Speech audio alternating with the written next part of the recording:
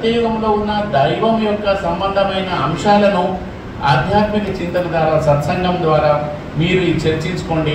తర్వాత ఎక్కడి నుంచి వచ్చిందో అక్కడికి వెళ్ళాల్సిన అవసరం ఉందని మనకు ఆదిశంకరాచార్యులు ఈ కలియుగంలో 400-500 సంవత్సరాల ముందు మనకు చెప్పి ఉన్నారు. కాబట్టి వారి జయంతి పేరు మీద మనం అందరం కలుసుకోవడం, ఆ సత్సంగం చేసుకోవడం చాలా ఆనందకరమైన విషయం.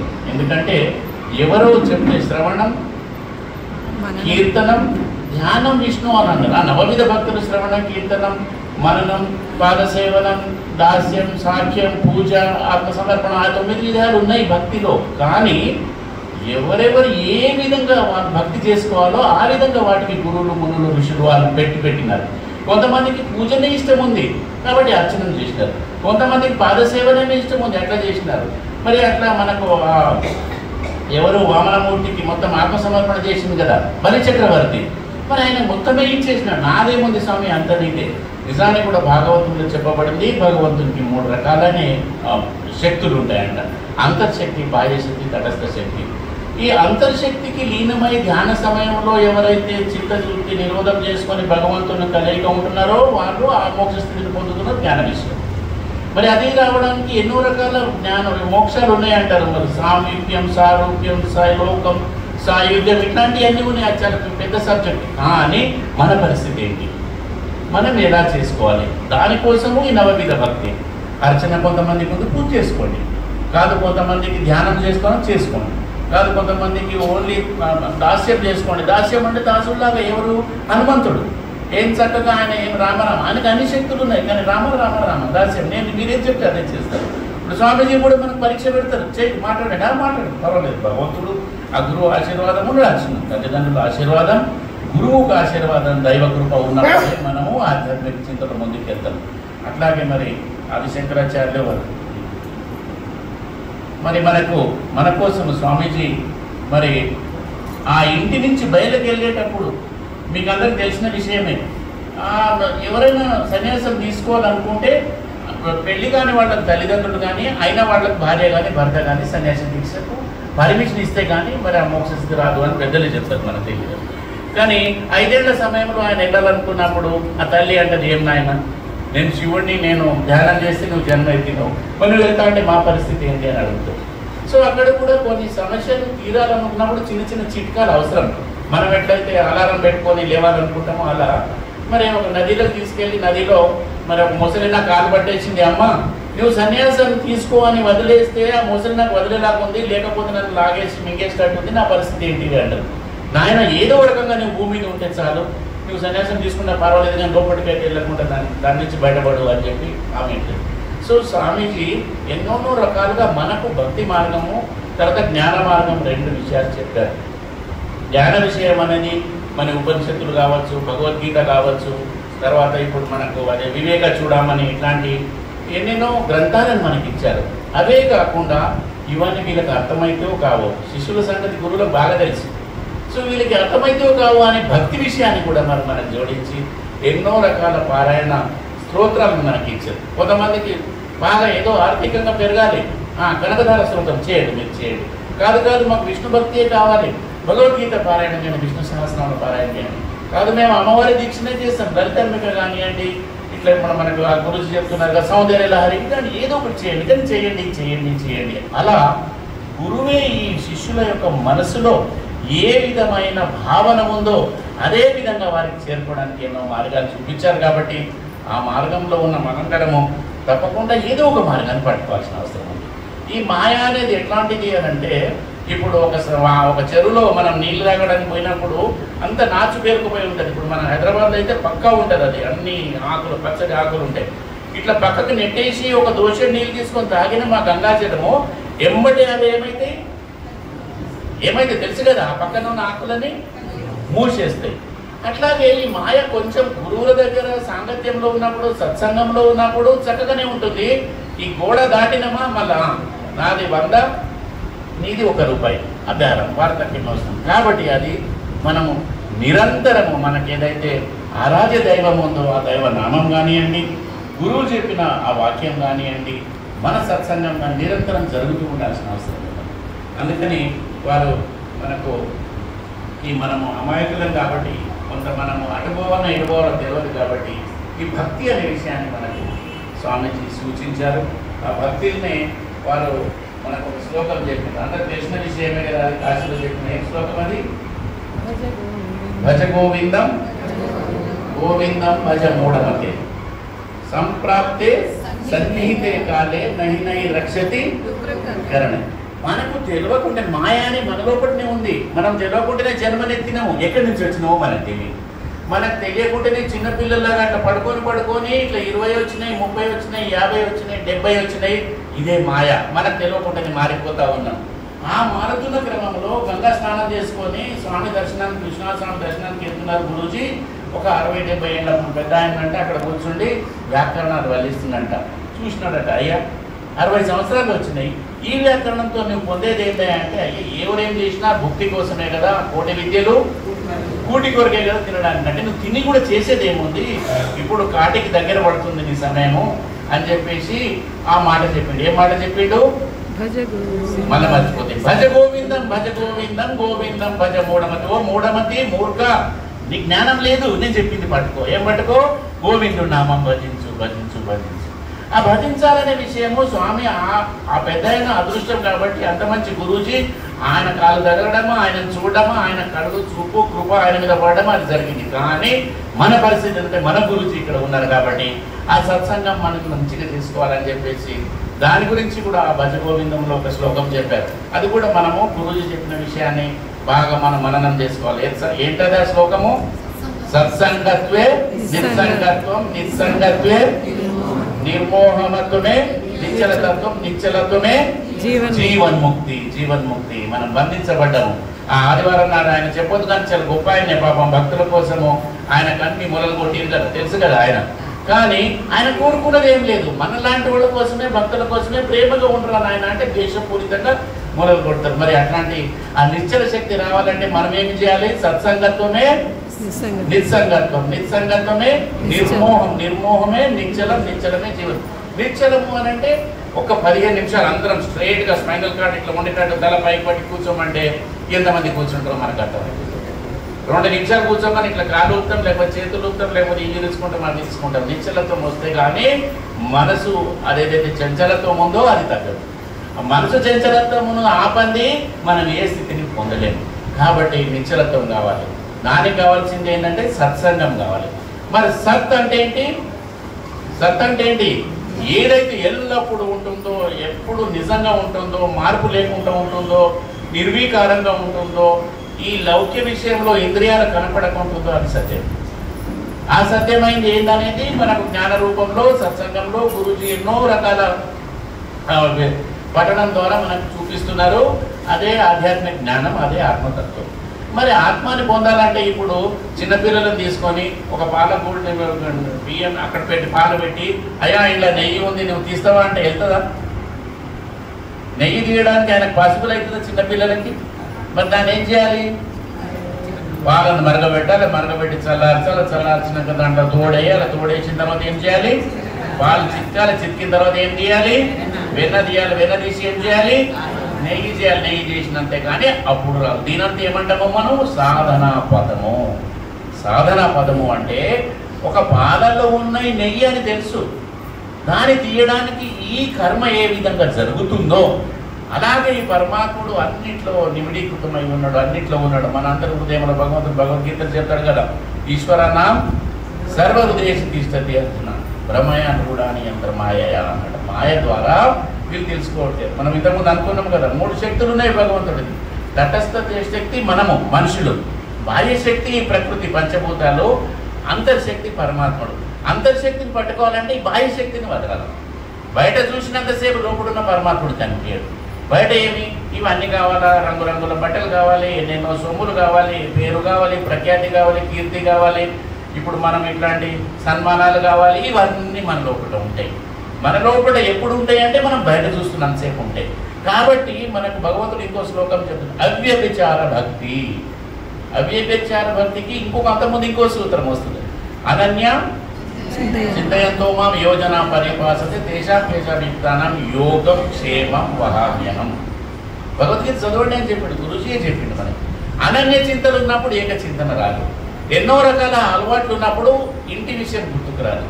సో ప్రతి సాధకుడు ఏం చేయాలి? తను మారాలి, తన కుటుంబం మారాలి, సమాజానికి ఎంతో కొంత రుణపడి ఉన్నాం కాబట్టి ఏదైతే పంచయజ్ఞాలు ఉందో అది మెయింటైన్ చేయాల్సిన అవసరం ఉంది. మరి అనన్య చింతన ఎట్లా వస్తుందంటే సత్సంగం ద్వారా వస్తుంది. ఆ సత్సంగం ఎలా చేయాలి అంటే తప్పకుండా 24 గంటలలో ఒక గంటనో ఒక అరగంటనో అవసరం ఉన్న కొద్ది ఏజ్ ఎక్కువ ఉన్న వాళ్ళు, పని బయట పని లేని వాళ్ళు ఇంకా కొన్ని గంటలు ఎక్కువ చేసుకోవచ్చు.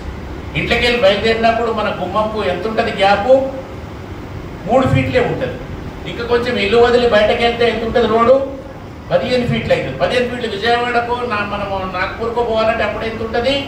3 ట్రాక్స్ 6 ట్రాక్స్ ఒక 100 ఒక 200 ఫీట్ల వెడల్పు రోడ్డు ఉంటుంది. జీవితంలో కూడా మనం పుట్టినప్పుడు 3 కేజీలే పుడుతున్నాం, డాక్టర్లు కాబట్టి చెప్తున్నాం. పెరిగినా కొద్దీ మనం ఎట్లయితే పెరుగుతూ 6 ఫీట్లు తయారై 60-70 కేజీలు అవుతున్నామో అట్లా మన ఇంట్లోకి వెళ్ళినప్పుడు 3 ఫీట్ల దర్వాజా నుంచి బయటకు వెళ్తే మనం ఒక 6 లేన్లు 3 లేన్ల రోడ్డు మీద ఎట్లా పోతున్నామో అలా మన జీవన విధానం భగవంతుడి యొక్క ఆధ్యాత్మిక చింతనలో తెలిసి తెలియని వయసు నుంచి తెలుస్తున్న వయసుకి వెళ్ళిపోవాలి. అందుకే మనకు ఆ గురించి చెప్పి ఉన్నారు, మనం ఒకసారి గుర్తు చేసుకుంటాం. ఏంటిది అది? తెలుసుకో, తెలివి తెచ్చుకో, గమ్యం చేరుకో. ఎవరి గమ్యాన్ని వాళ్ళు చేరుకోవాలి. అది నిగూఢంగా కావచ్చు, గుప్తంగా కావచ్చు, లేక సత్సంగం ద్వారా అందరి ద్వారా కావచ్చు. ఈ పని చేయాల్సిన అవసరం ఉన్నది. అందుకనే భగవంతుడు మనకు కొన్ని భక్తి రూపంలో ఆ భజగోవిందం శ్లోకాలని చెప్పినారు. ఇంకొక శ్లోకం దాంట్లో సత్సంగము అనేది దేంతో సత్సంగం చేయాలి?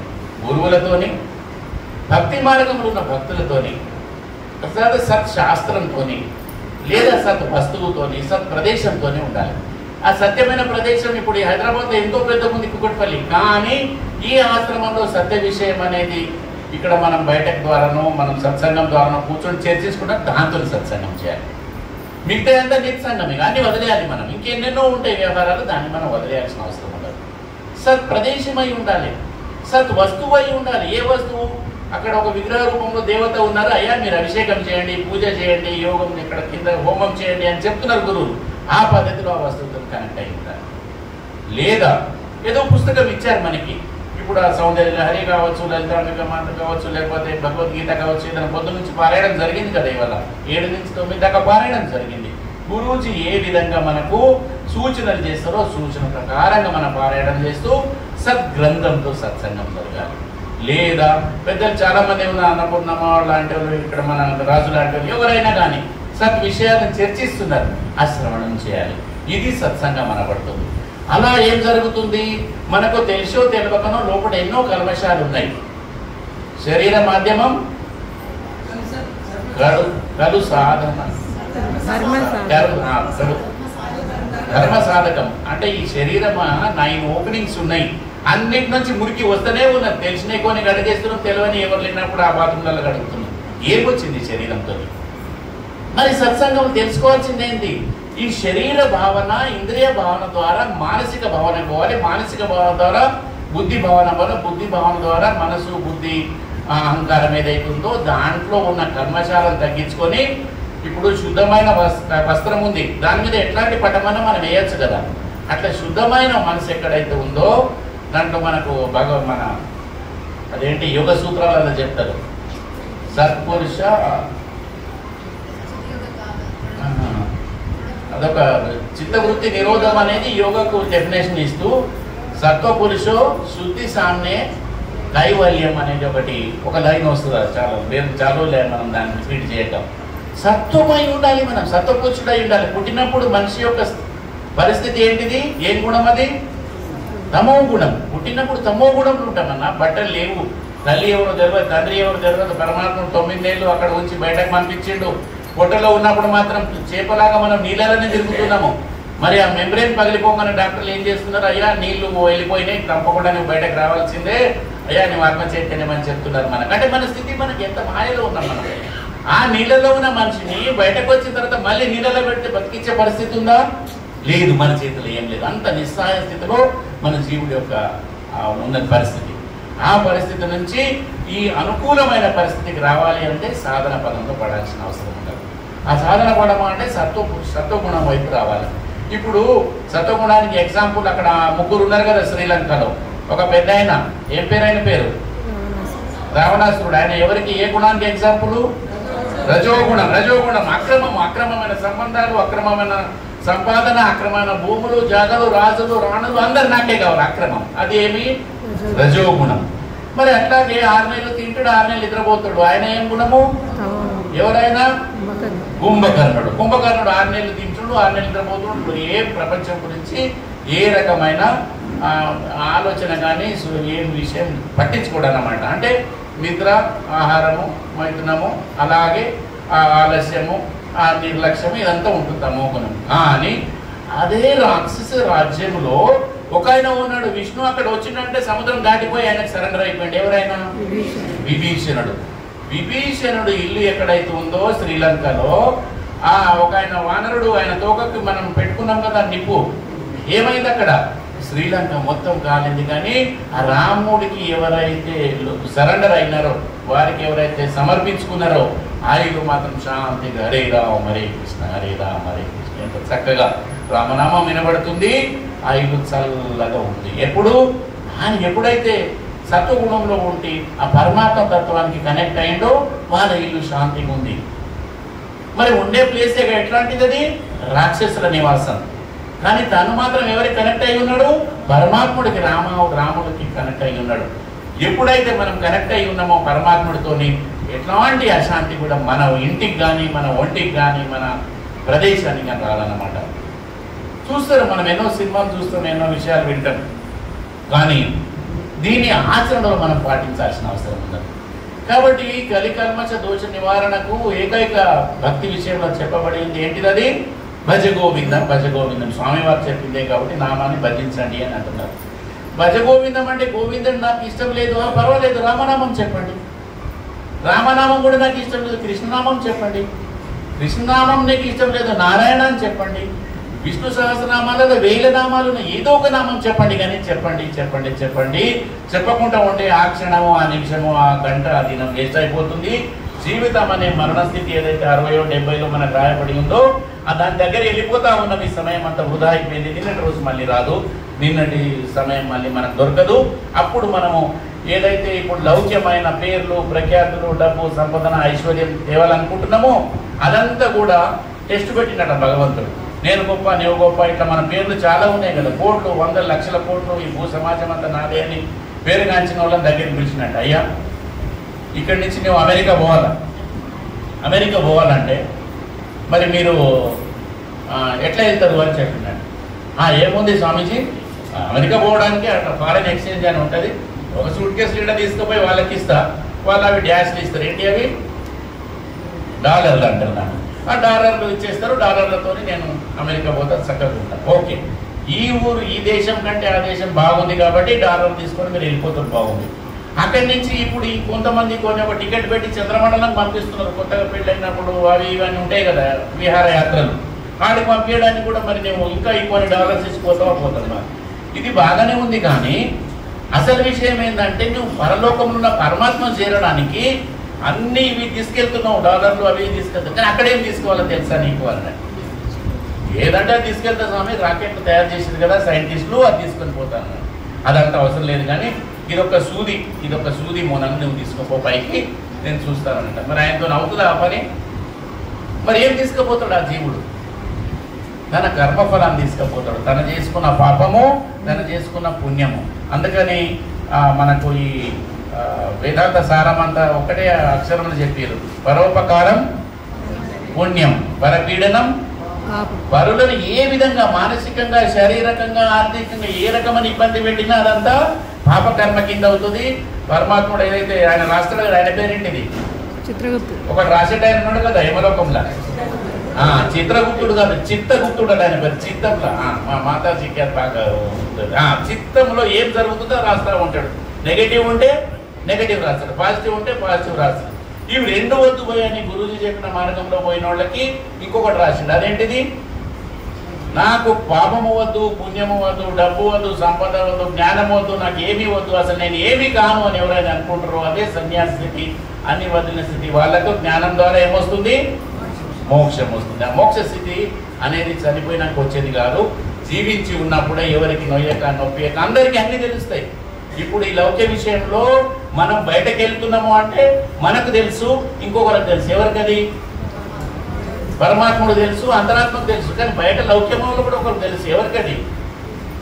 క్రైమ్ కంట్రోల్ అని చెప్పేసి ఈ మధ్యలో మనకు ఒక్కొక్కటి అక్కడక్కడ రోడ్ల మీద అన్ని పెట్టి ఉన్నారు. ఎవరు ఏది తీసుకుపోయినా అక్కడ దొరికిపోతారు వాళ్ళు. ఏంటిది? సీసీ కెమెరాలు ఉన్నాయి. ఈ మొబైల్లో కూడా వాళ్ళు ఎటు తిరుగుతున్నారో తెలుస్తుంది. కానీ అవసరం వచ్చినప్పుడు దాన్ని ఓపెన్ చేయాలి. అది ఎప్పుడైతే ఇప్పుడు మన ఇంట్లో ఏదో జరిగింది, వాళ్ళు దొరికిపోతున్నారు. ఎట్లా? అది సీసీ కెమెరా. ఈశ్వరుడే కాలానుగుణంగా వాటిని తయారు చేస్తున్నాడు. ఎవరు ఎక్కడ ఉంటున్నారు, ఎవరేం చేస్తున్నారు, ఎవరేం జరుగుతుందో అక్కడ ఎట్లయితే ఆ లోకంలో చిత్తగుప్తుడు రాస్తున్నాడో ఈ లోకంలో సీసీ కెమెరాలు రాస్తున్నాయి. అంత రికార్డ్ అయి ఉంటాయి. కానీ మన పరిస్థితి ఏంటంటే మనం గురువులకి, పరమాత్ముడికి ప్రీతిపాత్రంగా ఉండే జీవన విధానాన్ని జీవించాల్సిన అవసరం ఉన్నది. అందుకే ఈ సత్సంగం అవసరం ఉన్నది. అందుకనే మనం ఈ గురువుల యొక్క జన్మదినం కానివ్వండి, వాళ్ళు చెప్పిన విధంగా సత్సంగాలు కానివ్వండి జరుపుకోవాల్సిన అవసరం ఉన్నది. అందుకని ఒకవేళ మనకు మీరు యాగాలు చేస్తున్నారా, హోమాలు చేస్తున్నారా, పర్వాలేదు, ఉత్తమమైన ధర్మం, పర్వాలేదు. లేదా అది చేత కావట్లేదు, పారాయణం చేస్తున్నారా, పర్వాలేదు, అది కూడా చేయండి. కానీ మనసు ద్వారా చేయాల్సిన అవసరం ఉండదు. ఆ పారాయణ చేస్తున్న మనిషి, ఆ గ్రంథము, ఆ పరమాత్మ తత్వము ఈ ఈ ప్రపంచంలో ఉండబోతుందా? ఏది ఉండదు. అది ఏదైతే నిరాకార రూపం ఉందో అదే ఉంటుంది. ఆ స్థితిలో మనం చేరాల్సిన అవసరం ఉన్నది. అంతవరకు మన సాధన అవసరమైనది. అది ఒక రోజులో కావచ్చు, ఒక గంటలో కావచ్చు, ఒక దినంలో కావచ్చు, లేకపోతే కొన్ని జన్మలు కూడా కావచ్చు. కొన్ని జన్మలు ఎత్తినా కానీ ఇట్లాంటి పరిస్థితి రాకపోవచ్చు. వచ్చే జన్మలు ఎక్కడ పుడతామో తెలియదు, ఎట్లాంటి తల్లిదండ్రులకు పుడతామో తెలియదు, ఎట్లాంటి గురువుల సాంగత్యం దొరుకుతుందో తెలియదు. అంతకంటే పెద్ద మోసం ఇంకా జీవితంలో ఏం లేదు. ఎవరైతే తన ఆత్మకు, తన మనసుకు వ్యతిరేకంగా, గురువుల సాంప్రదాయానికి, ఆధ్యాత్మిక చింతనంగా వ్యతిరేకంగా జీవిస్తున్నారో వాళ్ళే నిజమైన ఆత్మహత్య చేసుకున్న వాళ్ళు అవుతున్నారు. ఆత్మహత్య అంటే శరీరాన్ని వదిలి ఇంకో శరీరం దాల్చడం కాదు. ఎవరో తెలిసి తెలియక పిల్లలు ఏమేమో చేస్తుంటారు, మనకు చిన్న చిన్న దానికి ఘోరమైన ఆపదలు పెడుతుంటారు తల్లిదండ్రులకు, సమాజానికి. అది కాదు ఆత్మహత్య. అన్నీ తెలిసిన తర్వాత ఆ సదాచరణలో, సద్భావనలో, సత్సంగంలో నిలవకపోవడం, ఆ విధంగా ఆచరించకపోవడం, ఆ విధంగా జీవించకపోవడమే ఆత్మహత్య అయి ఉన్నది. ఎందుకంటే ఆత్మ చెప్తున్నలో కూడా తెలుసుకో, తెలివి తెచ్చుకో, గమ్యం చేరుకో. కాదు కాదు ఇంకో గంట నిద్ర వదిలేస్తా, కాదు కాదు మనకు శివానంద స్వామిది నకారాలు చెప్తాం కదా మనం, 5 నకారాలు. ఏం చేయాలి? ప్రతి జీవి తెల్లారక ముందే ఒక నకారం. తెల్లారక ముందే ఏం చేయాలమ్మా? స్నానం. లేవంగానే స్నానం చేసినాము. దేవుడి పటం ఉంది, విగ్రహం ఉంది, ఏదో ఒక చిన్న మనం గూట్లనో ఎక్కడో కిటికీలో పెట్టుకొని ఉన్నాం కదా. మనకేంటి పెద్ద భవంతులు, దేవుడికి మాత్రం చిన్నది పెట్టుకున్నాం. అక్కడ ఏముంటుంది? దీపం ఉంటుంది. ఒక దీప ప్రజ్వలన చేసి, అయ్యా ఈ చీకటి నుంచి నువ్వు సూర్యుని పంపిస్తున్నావు, దేశమంతా ప్రపంచమంతా, నా ఇంట్లో నా ఒంట్లో నాకు ఈ జ్యోతి ప్రజ్వలన అని చెప్పేసి ఆయనకి మనం ఏం చేయాలి? భగవంతుడు నామం గానం చేయాలి. అది ఎక్కడ? అది మన ఇంట్లో చేసుకోవాలి. సో ఫస్ట్ లేవగానే ఏం చేయాలి? తర్వాత ఏం చేయాలి? భగవంతుడు నామం చెప్పుకోవాలి, గానం చెప్పుకోవాలి. ఈ గానం అయిన తర్వాత ఇంటెదురుగా ఎవరైనా రావచ్చు, రాకపోవచ్చు. వస్తే వాళ్ళకి ఏం చేయాలి? దానం చేయాలి. కాదు కాదు దానం చేస్తానుకే ఏ ఊరికే వస్తావు, రోజు వస్తావు, ఇదంతా ఏంటిది అని టెస్ట్ చేయడానికి నారాయణమూర్తి అట్లా రావచ్చట. సుఖబ్రహ్మ స్వామీజీ అయితే మన గీతమ్మకరంలో రాశారు. వారి పేరేంటిది? విద్యాప్రకాశానందగిరి స్వామి. ఆ స్వామీజీ సత్సంగంలో ఒక దగ్గర చెప్తారు. ఒక ఆయన ఇటనే సత్సంగం వినడంట. విన్న తర్వాత ఆయనకి ఏమనిపించింది? స్వామీజీ చెప్పారు, అయ్యా దానం గుణం పెట్టుకోవాలబ్బా, ఏదో ఒక దానం చేయండి, నీకు ఇదే కదా పనికి వచ్చేది, పుణ్యం వస్తుంది, దాని ద్వారా నీకు ఇంత సుఖం దొరుకుతుంది, సౌఖ్యంగా ఉంటుంది అంటే, సరే ఏం చేయాలి స్వామీజీ అంటే, అన్నదానం చేయండి అబ్బా. భార్య పేరు మీదనో, భర్త పేరు మీదో, పుట్టినరోజు, పెళ్లి రోజు, ఏదో ఒక రోజు సత్సంగం చేయడానికి అవకాశం వస్తుంది, అన్నదానం చేయండి. సరే ఆయన ఇంటికి పోయినమ్మా, ఈ రోజు నుంచి మనం ఒక వ్రతం పెట్టుకుందాం. ఏం వ్రతం అయ్యా అంటే, ఎవరైనా ఇంటికి రాని ఆ రోజు మధ్యాహ్నం పూట మనం కొంచెం అన్నదానం చేద్దాం, ఠీకే అని చెప్పేసి ఆ రోజు నుంచి మొదలు పెట్టినప్పుడు ఒక ఆయన రోజు వస్తున్నాడు. మధ్యాహ్నం వాళ్ళు ఎప్పుడు అన్నదానం చేస్తారో వస్తుండు, తింటుండు, ధన్యవాదాలను నమస్కారం చేస్తుండే వెళ్ళిపోతున్నాడు. ఇట్లా జరుగుతున్న క్రమంలో రోజు మంచిగా పౌష్టికంగా, మంచిగా ప్రేమగా, భక్తి ద్వారా పెడుతున్నారు కాబట్టి ఆ 50 కేజీలైనా 70 కేజీలకు చేరిపోయింది. 1-2 నెలలు గడిచిపోయినాయి. ఇంత కొవ్వు పెరిగిపోతా ఉన్నది. ఆయనకు కూడా అనిపించింది మనసులో, ఏమిరా మనం అన్నదానం చేద్దాం అనుకున్నాం కానీ ఒక్కోడికే చేయాలి అన్నదానం. ఎంతో మంది మనకు ఆ బియ్యం తయారు కావడానికి ఇప్పుడు హైదరాబాద్లో 1,50,00,000 మంది ఉన్నారు. ఎవరు వ్యవసాయం చేయట్లేదు. ఎవరు కూరగాయలు పండించట్లే, పొలం పండియట్లే, గోధుమలు పండియట్లే, జొన్నలు మక్కలు పండియట్లే. కానీ పుణ్యాత్ములు మనకు అన్నల తల్లు తాతల రూపంలో అక్కడ పంట పండించి పంపిస్తున్నారు. దాన్ని తింటున్నాం, మర్చిపోతున్నాం. ధన్యవాదం చెప్పాలి కదా. ఈ ధన్యవాదం చేసే క్రమంలో ఈయన తింటున్నాడు, లావ్ అయిపోతున్నాడు, బరువు ఎక్కువైపోయిండు. ఈయనకే డౌట్ వచ్చింది, ఈయన ఏదో చేయాలి, మనం ఒక్కోడికే పెడితే ఎట్లా దానం, అదేదో పోషణ చేయాలి, మనం బ్రాహ్మణులను పోషించాలి, ఋషులను పోషించాలి, ఇట్లాంటి మఠాలను పోషించాలి, గుళ్ళను పోషించాలి. కానీ ఒక్కడే దున్నపోతులాగా తయారు చేస్తే ఎట్లా, నేను ఏదో చేసి ఆపాలనుకున్నాను. మరి ఆపాలనుకున్నప్పుడు ఏం చేద్దామండి అని ఆమె అడిగింది. ఆమె కూడా రోజు చేయి రాలుతుంది కదా, ఇద్దరు చేయాల్సిన వంట ముగ్గురు చేస్తుంటే బాగా వీడిగా బయట సౌండ్ రాదు, కానీ ఇక ఎత్తేస్తారు కదా, గిన్నె ఎత్తేస్తారు, భగవాన్ ఎత్తేస్తారు, స్పూన్ ఎత్తేస్తారు, నడుస్తున్నారు. ఏం చేద్దామండి అన్నారు. ఏం లేదు, నేనేమో నీకు బాగా దెబ్బలు కొట్టినట్టు యాక్షన్ చేస్తా, నువ్వేమో ఏం చంపుతీవురు, ఎంత కొడుతీవురు, నాయన రోజు వండుతీ కదా అని వేడిచినట్టు యాక్షన్ చేయి అంటే ఈయన వచ్చిండు. ఏమే ఇంకా వంట చేయలేదా, అతిథి వస్తున్నాడు కదా, ఈయన ఎప్పుడు పెడతావు, మనం అతిథి సత్కారం చేయాలనుకున్నాం, మనం అన్నదానం చేయాలనుకున్నాం కదా అంటే, ఏం అన్నదానం అంటే రోజు ఒక్కడికైనా పెట్టుడు, నాకు ఇది చేతన అయితే లేదు, నేను వంట నీ వెడనబో, కాకపోతే సోమటబో అట్లాంటి చెప్పుకొని అతను కాదు వంట అని ఆమె గిన్నెగా ఎత్తేసిన కొద్ది వీడు కొట్టినట్టు యాక్షన్ చేస్తున్నాడు, ఆమె ఏడ్చినట్టు యాక్షన్ చేస్తుంది. ఇదంతా నడుస్తున్నది. వాడు బయటకి చూసిందట డోర్లకి వెళ్ళి, అబ్బో ఇది పెద్ద గొడవ అవుతున్నది, వాళ్ళే చంపుకుంటున్నారు, నాకేం తిండి పెడతారు అని చెప్పేసి వాడు ఏం చేసినా ఇల్లు దాటి ఇంటి కాడ దూరం వెళ్ళిపోయింది. వెళ్ళిపోగానే సైలెంట్ అయిపోయింది. సైలెంట్గానే ఏమే కొట్టినట్టు మంచి యాక్షన్ చేసిందా అంట, నేను ఏడ్చినట్టు మంచి యాక్షన్ చేసిందా లేదా అంట. అదంతా వాడికి ఇంటికి వెళ్ళి మళ్ళీ వచ్చిండు. నేను పోయినట్టే పోయినా కానీ ఎక్కడికి పోలే, నేను కూడా అన్ని చూస్తున్నా బా నాకు పెట్టండి ఇప్పుడు అన్నాడు. అంటే మాయ ఎట్లాంటిదంటే, నన్ను ఎట్లా ఆడేస్తావో గురువు అట్లా ఎట్లా ఆడేస్తున్నావు అని చెప్పేసి ఒక పాట ఉంటుంది అనమాట. సో ఈ మాయ ఇట్లాంటిది. నువ్వు ఎన్నెన్ని రకాల యాక్షన్లు చేస్తుంటే అన్నన్ని రకాలు నీకు పరమాత్మ తత్వానికి ఆధ్యాత్మిక చింతనకు దూరం తీసుకెళ్తుంది. కాబట్టి సద్బుద్ధితో దానం చేయాల్సిన అవసరం ఉన్నది.